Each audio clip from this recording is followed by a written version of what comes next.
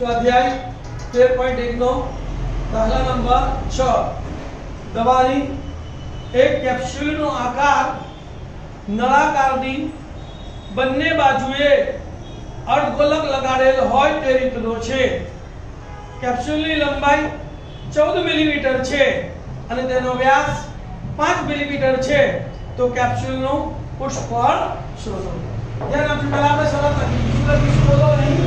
દવાની એક કેપ્સ્યુલનો આકાર નળાકારની બંને બાજુએ અર્ધગોલક લગાડેલ છે તેવો છે। એટલે પહેલા આપણે નળાકાર દોર્યો અને એની બાજુએ બંને બાજુએ અર્ધગોલક દોર્યો, બરાબર છે। કેપ્સ્યુલ બની ગઈ। આગળ વાંચીએ। તેનો વ્યાસ 5 મિલીમીટર છે। તો વ્યાસ આપ્યો એટલે પહેલું કામ શું કરવાનું? ત્રિજ્યા શોધવાની। તો લખીશું તેનો વ્યાસ 5 મિલીમીટર છે। તો માટે અર્ધગોલકની ત્રિજ્યા કેપિટલ R લઈએ એના માટે બરાબર વ્યાસ ભાગ્યા 2 બરાબર 5/2 મિલીમીટર। તો અર્ધગોલક અને કેપ્સ્યુલ બંને એક જ છે એટલે બંનેની ત્રિજ્યા કેવી રહેશે? સરખી। તો માટે નળાકારની ત્રિજ્યા બરાબર 5/2 મિલીમીટર થાય।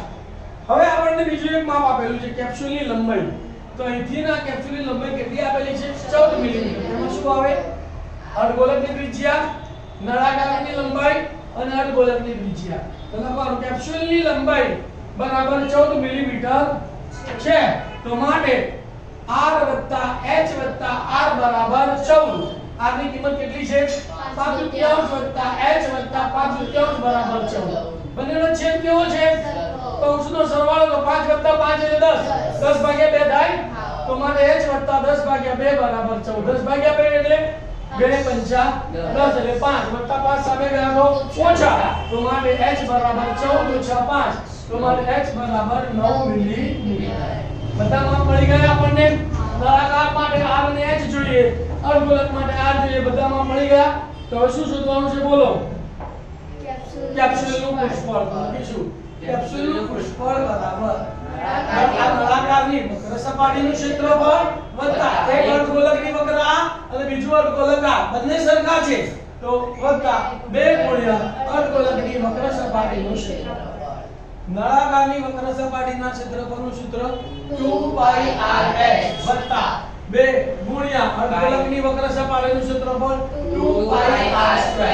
કિંમતો મૂકું છું 2 ના 2 ગુણ્યા પાઈ ની જગ્યાએ 22/7 ગુણ્યા r ની જગ્યાએ 5/3 ગુણ્યા h ની જગ્યાએ 9 વત્તાના વત્તા 2 ગુણ્યા 2 ના 2 પાઈ ની જગ્યાએ 22/7 r² છે તો 5/3 ગુણ્યા 5/3। બંનેમાંથી કોમન કાઢીએ તો અહીંયા 2 છે, અહીંયા 2 છે, અહીંયા 22/7 છે, અહીંયા 22/7 છે, અહીંયા 5/3 છે, અહીંયા 5/3 છે, 9 નથી તો કેટલું કોમન નીકળશે? 2 ગુણ્યા 22/7 ગુણ્યા 5/3 આપણે કોમન કાઢ્યા તો અહીંયા બચ્યું શું? અહીંયા 9 બચ્યા પ્લસ આ 2 ઉડી ગયા એટલે અહીંયા બચ્યા 5 તો 9 + 5। ચલો અહીંયા ઉડાડીએ તો 2 ગયા 2 ગયા, હવે ઉડતું નથી તો 22 × 5 110 અને છેદમાં 7 ના 7 અને 9 + 5 એટલે 14। તો અહીંયા છેદ ઉડશે 7 × 7 7 × 14 તો કેટલા વધ્યા? 110 ગુણ્યા 2 તો બરાબર 220 મિલીમીટર સ્ક્વેર।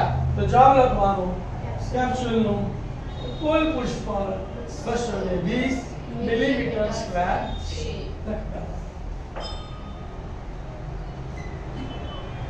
સ્વાધ્યાય 13.1 દાખલા નંબર 7 રકમમાં ધ્યાન આપજો। એક તંબુનો આકાર નળાકાર ઉપર શંકુ મૂકવામાં આવેલો હોય તેવો છે। એટલે નળાકાર હોય એના ઉપર શંકુ મૂકવાનો એવો તંબુનો આકાર છે। જો નળાકારના ભાગની ઊંચાઈ અને વ્યાસ અનુક્રમે 2.1 મીટર અને 4 મીટર હોય એટલે કે અનુક્રમે આપ્યો એટલે પહેલા નળાકારની ઊંચાઈ છે તો ઊંચાઈ કેટલી લેવાની? 2.1 મીટર।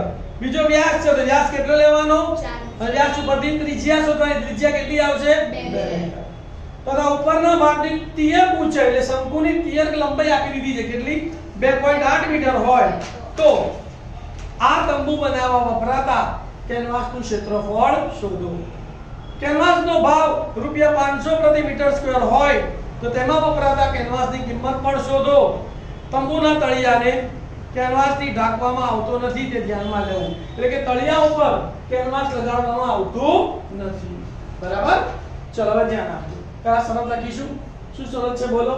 એક તંબુનો આકાર નળાકારની ઉપર શંકુ મૂકવામાં આવેલો હોય તેવો છે. એટલે આ નળાકાર દોરવાનું ભાઈ અને એના ઉપર આ શંકુ મૂકી દેવાનું. આ બરાબર. પછી આ નળાકારની ત્રિજ્યા, નળાકારની ઊંચાઈ, શંકુની ત્રિજ્યા અને શંકુની ત્રાસી લંબાઈ માપ આપેલા છે. નળાકારના ભાગની ઊંચાઈ કેટલી છે? h બરાબર 2.1 મીટર છે. નળાકારનો વ્યાસ કેટલો છે? 4 મીટર. માટે નળાકારની ત્રિજ્યા r બરાબર વ્યાસ ભાગ્યા 2, 4 ભાગ્યા 2 એટલે 2 મીટર. શંકુ અને નળાકાર બંને એકબીજા ઉપર છે એટલે શંકુની ત્રિજ્યા પણ કેટલી થશે? 2 મીટર થશે. શંકુની તિયક ઊંચાઈ l આપણને આપી દીધી છે. કેટલી આપેલી છે? 2.8 મીટર. તો શંકુની વક્ર સપાટીના ક્ષેત્રફળનું સૂત્ર પાઈ r અને l મળી ગયા.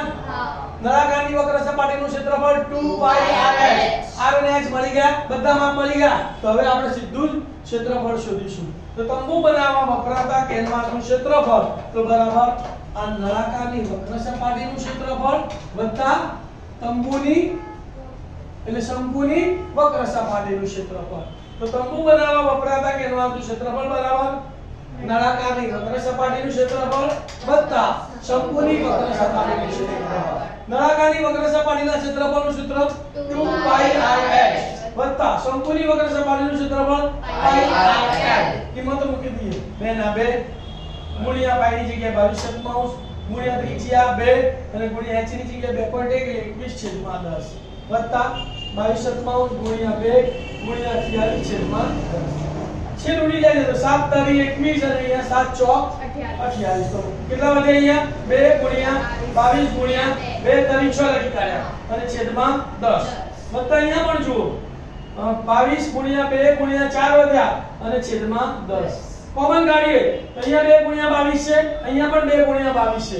તો 2 ગુણ્યા 22 કોમન કાઢ્યા તો અહીંયા વધ્યા 6 દશાંશ વત્તા અહીંયા વધ્યા 4 દશાંશ. છેદ કેવો છે? સરખો.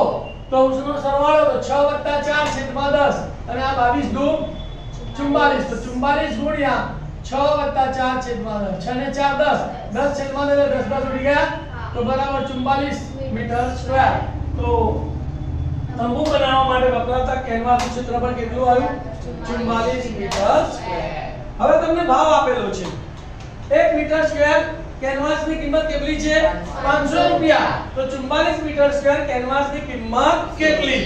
તો માટે કેનવાસની કિંમત બરાબર 44 ગુણ્યા 500 છેદમાં 1. બે શૂન્ય મૂકી દીધી. 5 નો 5 ગુણ્યા 44 કરીશું. 5 એકાનો ગણિત આવડે ને? તો 5 ચોક 20, 20 ની 16 વધી પડી 2. 5 ચોક 20 ને 2 22 તો 22,000 રૂપિયા. તો શું જવાબ લખીશું બોલો?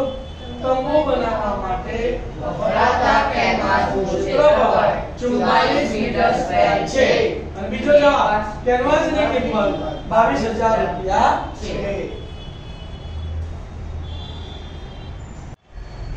દાખલા નંબર 8. નળાકાર પદાર્થની ઊંચાઈ 2.4 સેન્ટીમીટર. આ નળાકાર દોરેલો છે એની ઊંચાઈ 2.4 સેન્ટીમીટર, વ્યાસ 1.4 સેન્ટીમીટર છે.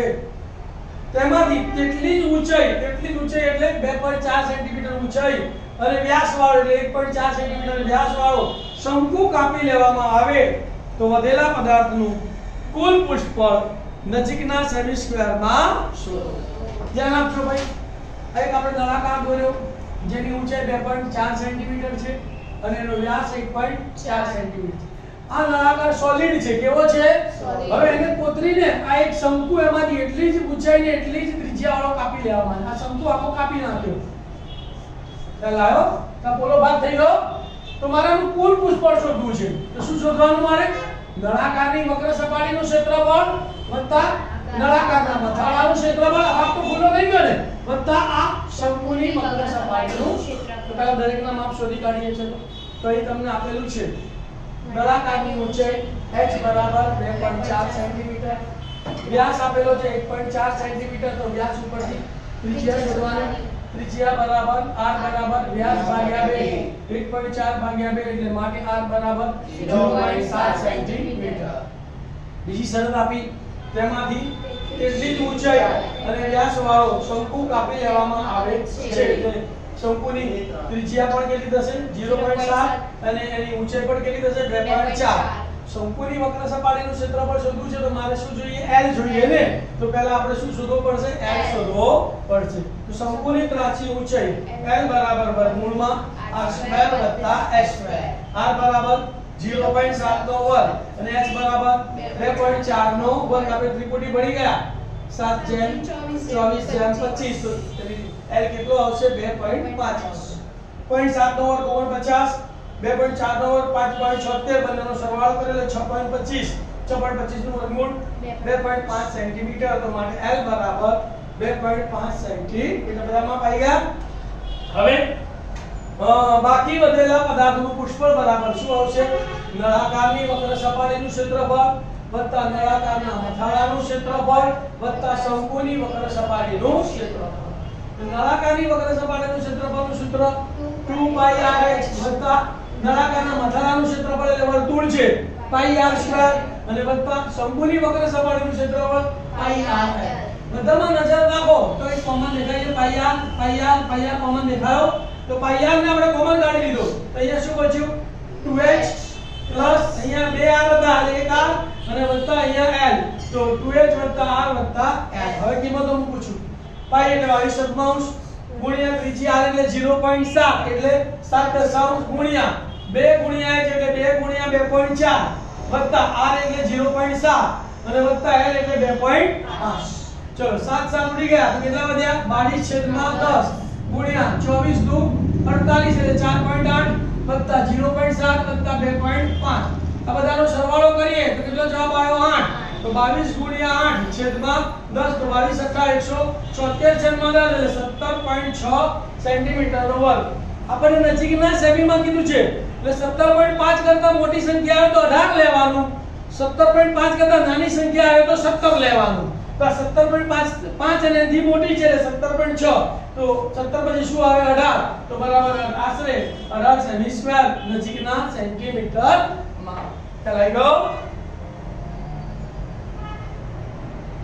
દાખલા નંબર 9 બાજુની આકૃતિમાં 13.11 માં દર્શાવ્યા પ્રમાણે લાકડાના નળાકારમાંથી બંને બાજુએથી અર્ધગોલક કાઢી એક લાકડાનો શોપીસ બનાવ્યો છે જો નળાકારની ઊંચાઈ 10 સેન્ટીમીટર હોય અને પાયાની ત્રિજ્યા 3.5 સેન્ટીમીટર હોય તો શોપીસનું કુલ પુષ્કળ શોધો ધ્યાન આપો પહેલી શરત શું કહે છે આકૃતિમાં લાકડાના નળાકારમાંથી બંને બાજુએથી અર્ધગોલક કાઢી લાકડાનો શોપીસ બનાવેલો છે તો આ એક આપણે નળાકાર દોર્યો ભાઈ જેની ઊંચાઈ કેટલી છે 10 સેન્ટીમીટર છે અને ની ત્રિજ્યા કેટલી છે બોલો r બરાબર 3.5 સેન્ટીમીટર ત્રિજ્યા છે હવે અહીંથી એક અર્ધગોલક અહીંથી કાપી લેવામાં આવે છે બીજો અર્ધગોલક અહીંથી કાપી લેવામાં આવે છે તો વધેલા ભાગનું આપણે પુષ્કળ શોધવાનું છે તો નળાકારની ઊંચાઈ કેટલી આપેલી છે h બરાબર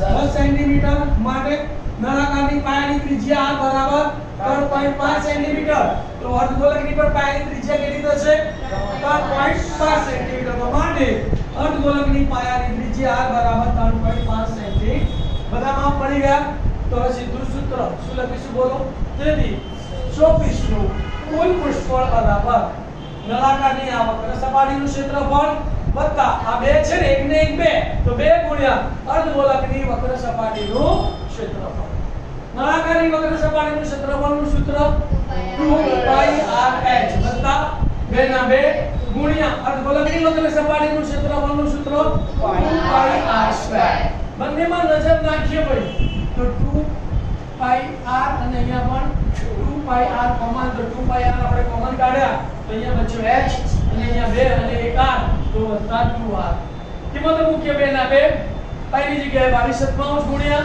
આની જગ્યાએ 3.5 એટલે 35/10 ગુણ્યા h એટલે 10 વત્તા 2 ગુણ્યા r એટલે 3.5 છે ઉડાડીએ જુઓ અહીંયા 7 5 35 5 2 10 અને 10 ઉડી ગયા તો કેટલા બચ્યા અહીંયા 22 35 2 70 એટલે 7.0 એટલે 7 તો અહીંયા 10 વત્તા 7 કેટલા વધ્યા 10 વત્તા 7 10 ના 7 કેટલા થશે 17 તો 22 ગુણ્યા 17 17 એકાનો ઘડિયો બે સુધી બોલવાનું તો આવડે તો 17 2 34 નો ચોકડો બધી પડી 3 17 દૂ 34, 34 ને 3 37, તો બરાબર 374 સેમી સ્ક્વેર. જવાબ શું લખવાનો? 24 નું કુલ પૃષ્ઠફળ 374 સેમી સ્ક્વેર છે. વિદ્યાર્થી મિત્રો, તમને મારો વિડિયો ગમ્યો હોય તો એને લાઈક કરજો, શેર કરજો અને સબસ્ક્રાઇબ કરજો મારી ચેનલને. Thank you.